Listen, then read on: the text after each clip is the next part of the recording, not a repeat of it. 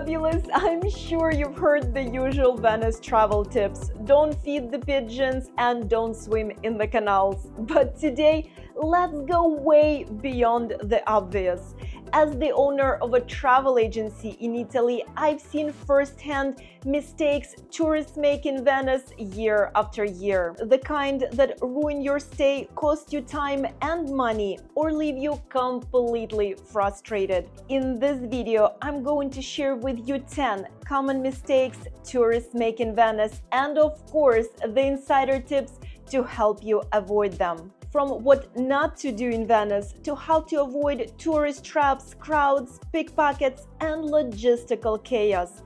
These are the real Venice travel tips that will make all the difference in your trip. If you are planning your Italy vacation or visit in Venice for the first time, you definitely want to watch this video before you go. Now, before we begin, please remember to smack that like button. And if you're new to my channel and my vibe and the vibe of this channel resonates with you, I invite you to subscribe. Alright, fabulous people, let's get started. If you plan on visiting Venice and staying in Venice for a night or two, don't pack too heavy unless your hotel has a direct pier access. Otherwise, you will have to carry your suitcases up and down the stairs, over the bridges. Well, you get the idea. One interesting fact about the luggage in Venice is that there was a proposed law in 2014 to ban wheeled luggage from Venice's historic center to reduce the noise on the cobblestones, as there were a lot of complaints from the locals who live in small alleys and by the bridges. Unfortunately, or fortunately for us, that law never went into effect, but it is still a good practice to lift your luggage when you're crossing the bridge out of respect for locals and your luggage. One of the most surprising common mistakes people make in Venice is accidentally getting off at Venice Mestre instead of Venezia Santa Lucia train station. Mestre is the mainland stop, and while it's technically a part of Venice, you are still 10 to 15 minutes away by train or bus from Venice's historic center. All the canals, gondolas, and everything else you came to see and experience in Venice. So unless you're staying in Mestre overnight, as some travelers do for budget reasons, make sure that your train ticket takes you to Venezia Santa Lucia. It's the final stop and it drops you off right at the Grand Canal. Now, there is a pro tip here, a very quick one, but very, very important. When you're booking your tickets on Trenitalia or Italo, just make sure before you press confirm, make sure that you are choosing the right station. It's Venezia Santa Lucia, not Venezia Mestre. Number 3, don't forget to book skip the line tickets. Venice may feel like a dream, but the lines for its top attractions can quickly turn it into a travel nightmare, especially at St. Mark's Basilica and the Doge's Palace. Standing in the scorching sun for an hour or more is not the Venetian experience you came for.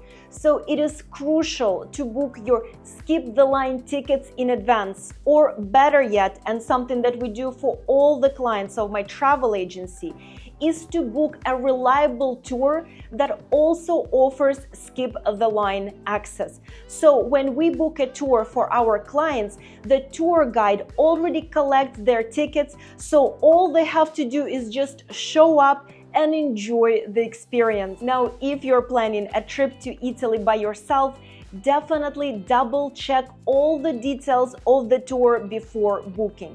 Some fast access tours unfortunately still make you wait in line, so just make sure you read all the details, the fine print, and the reviews. The next don't on this Venice travel guide is don't forget to get a Vaporetto pass or book a private water taxi in advance. The Vaporetto is Venice's public water bus and the most affordable way to get around.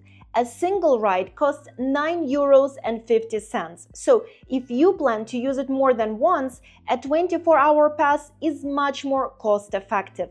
Now, if you're looking for the easiest and most convenient way to move around Venice, then of course water taxi is the way to go. And you can even organize meet and greet with the representative of a water taxi company, something that we do all the time for the clients of my travel agency. Just make sure it's a reliable and trusted water taxi company.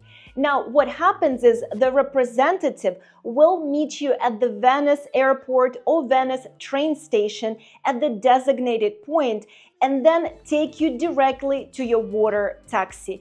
Trust me, it is such a seamless experience that you will truly appreciate after a long flight and amidst the busy crowds of Venice. And if you're not sure how to organize a water taxi, your stay in Venice, or your trip to Italy in general, I have the most perfect solution for you.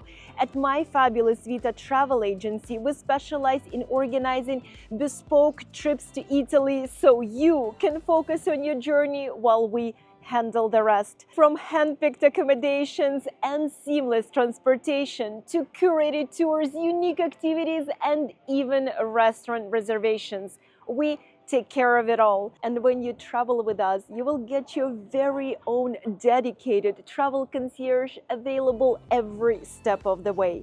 Whether it's last-minute changes, navigating train strikes, or managing unexpected cancellations, we've got you covered. And of course, fabulous people, I will make sure to leave you the link to my Fabulous Vita travel agency in the description down below. Now let's talk about food. Of course, one of the most important subjects. Number one, do not expect to have dinner before 7 p.m.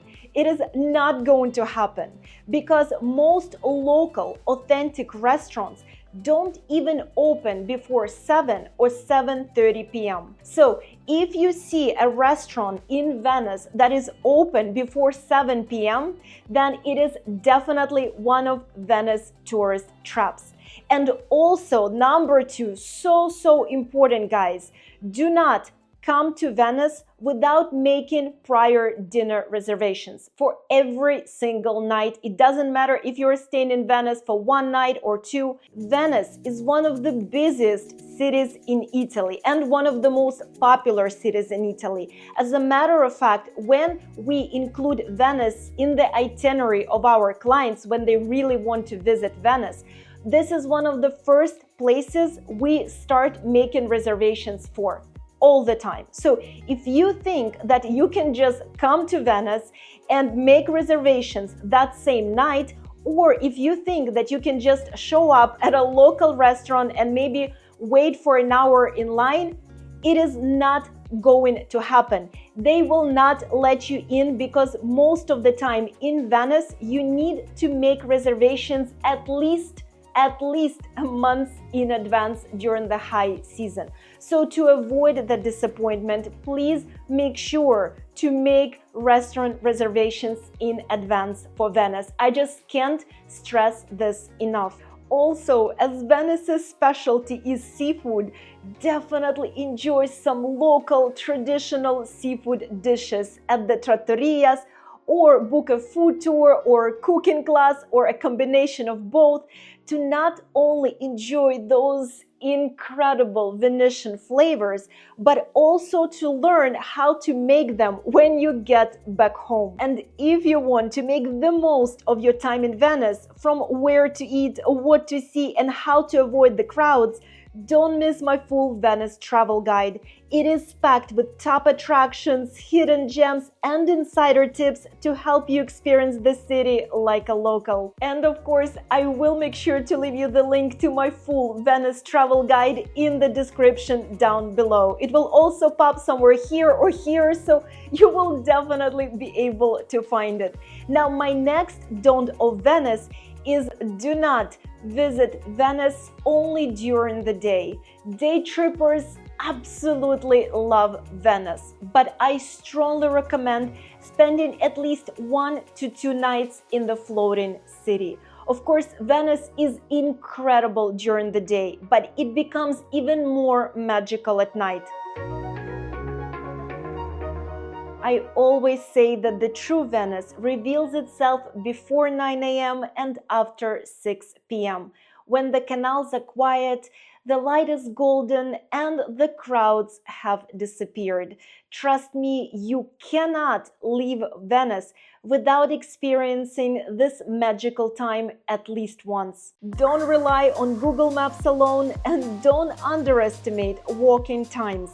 Google may say 10 minutes, but with all the bridges, crowds, and dead ends, it could take twice as long. So if you have a restaurant reservation, a tour, a boat, or a train to catch, then definitely leave in advance. One of the biggest Venice mistakes tourists make is booking a gondola in advance. I know that might surprise a lot of you, but fabulous people, booking a gondola ride on the spot while in Venice is most of the time way more cost-effective than booking it in advance. The city of Venice has established official rates for gondola rides: 90 euros for a 30-minute ride during the day between 9 a.m. and 7 p.m.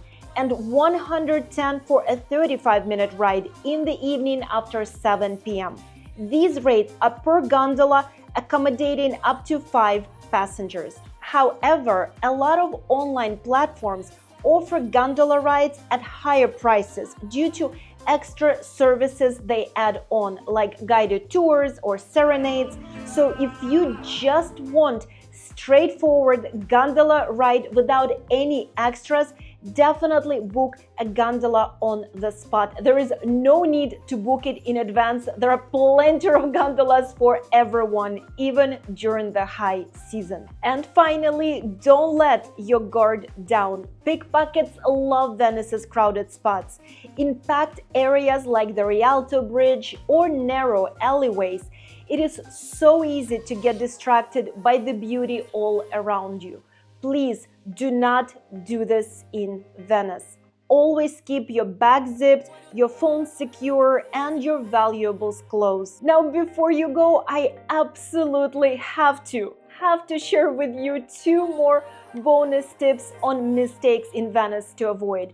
Number 1 is visiting Libreria Acqua Alta. Many years ago, it used to be such a true hidden gem, and we used to recommend it to so many clients of my travel agency, but lately it became just a big, full-blown tourist trap.